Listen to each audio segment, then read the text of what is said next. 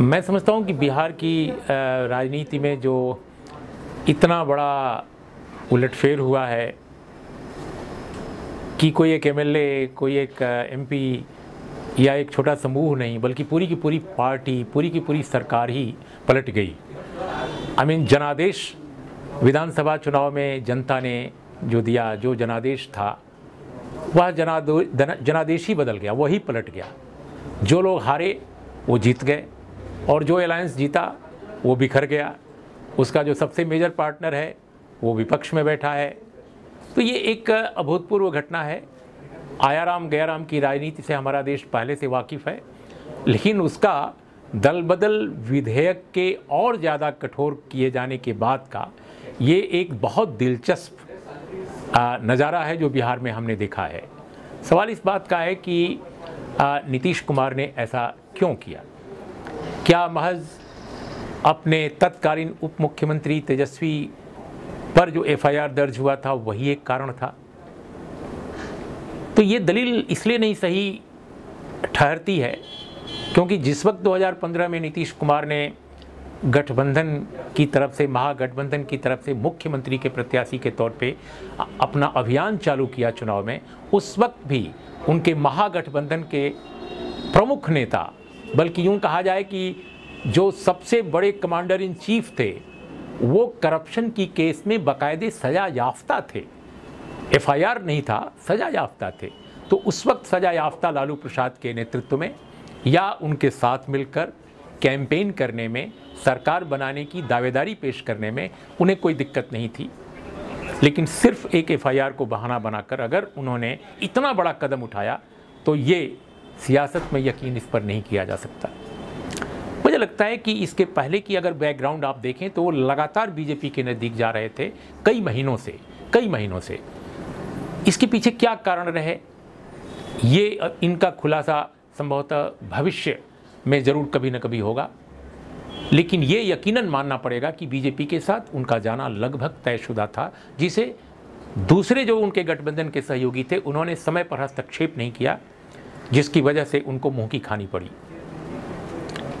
जहाँ तक सरकार का प्रश्न है, हो सकता है कि ये सरकार अपने पूरे कार्यकाल कंप्लीट कर ले, लेकिन मैं नहीं समझता कि नीतीश कुमार जिस समावेशी विकास की बात किया करते थे, नीतीश कुमार जिस तरह से अपने को आज भी जोड़ते हैं समाजवादी धारा के बड़े नेताओं से, उसका कोई एजेंडा वो पूरा कर पाएंगे। क्योंकि इसमें डोमिनेंट फोर्स के रूप में भारतीय जनता पार्टी और आरएसएस है। आरएसएस और बीजेपी को बिहार में फिर से अपना आधार क्षेत्र बढ़ाने का पूरा मौका मिला है, क्योंकि हमेशा जब सत्ता में आती है बीजेपी तो आरएसएस का विस्तार होता है। हमने पहले भी देखा है, बिहार में एक ज़माने में 10-11 एमएलए की पार्टी हुआ करती थी बीजेपी, लेकिन आज वो एक बड़ी ताकत है। तो सिर्फ इसलिए कि नीतीश कुमार जी के नेतृत्व में आज से करीब 18 साल 19 साल पहले एक मौका मिला बीजेपी को सत्ता में दाखिल होकर बड़ा पार्टनर, महत्वपूर्ण पार्टनर बनने का, और उसका उसने भरपूर उपयोग किया। नीतीश कुमार की सियासत में विचार के स्तर पर, कार्यक्रम के स्तर पर कंसिस्टेंसी कभी नहीं रही। कभी वो लोकदल में थे, कभी वो जनता दल में थे, कभी वो आरजेडी में समता पार्टी में थे, समता पार्टी में आई, कभी वो सीपीआईएमएल सबसे रेडिकल कही जाने वाली पार्टी के अलायंस में उतरे, और फिर मोस्ट रेडिकल पार्टी से मोस्ट राइटिस्ट पार्टी बीजेपी के साथ वो अलायंस में उतरे। तो कुल मिलाकर बहुत दिलचस्प उनका राजनीतिक करियर है और उसमें कंसिस्टेंसी का अभाव है। दूसरी बात की प्रशासनिक दक्षता का जहाँ तक प्रश्न है, जहाँ तक नीतियों को एग्जीक्यूट करने का प्रश्न है, बिहार में एजुकेशन, हेल्थ, लैंड रिफॉर्म्स, ये 3 बड़े सवाल हैं।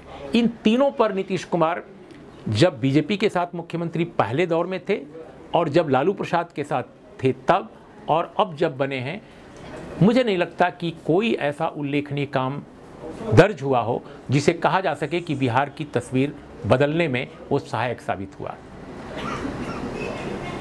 राजनीतिक स्तर पर नीतीश कुमार बहुत योद्धा किस्म के व्यक्ति भी नहीं रहे हैं जो उसूलों के खिलाफ खड़ा होकर मैदान में आएं और जनता को मोबिलाइज करें। कुल मिलाकर वह एक प्रशासनिक अधिकारी नुमा नेता हैं, एक ऐसे नेता जो ऑफिस, दफ्तर और मीटिंगों में अपना समय ज़्यादा व्यतीत करता है, तो वो बड़े मास लीडर भी नहीं हैं, लेकिन अपने कौशल के बल पर, अपनी राजनीतिक प्रशासनिक जो एक तरह का तौर तरीका उनका है, लोगों से इंटरेक्ट करने का, खासकर बड़े पॉलिटिशियंस के साथ, बड़े अफसरों के साथ, उसके बल पर उन्होंने एक जगह बनाई है। आज भारतीय जनता पार्टी के सहयोगी जब वो बने हैं तो उनकी लेकिन राजनीतिक हैसियत वैसी भी अब नहीं रह गई है जब उन्होंने पहली दफ़ा बीजेपी के साथ गठबंधन बनाकर मुख्यमंत्री जब बने थे तब। मुझे लगता है कि उनका राजनीतिक हश्र हो सकता है ये सरकार वो चला लें, लेकिन 2019 के लोकसभा चुनाव के बाद उनके सामने बड़ी समस्या होगी। उनकी पार्टी का बड़ा हिस्सा हो सकता है कि बीजेपी की तरफ मुखातिब हो और बीजेपी स्वयं सीनियर पार्टनर के रूप में दावेदारी के लिए बेचैन दिखाई पड़े।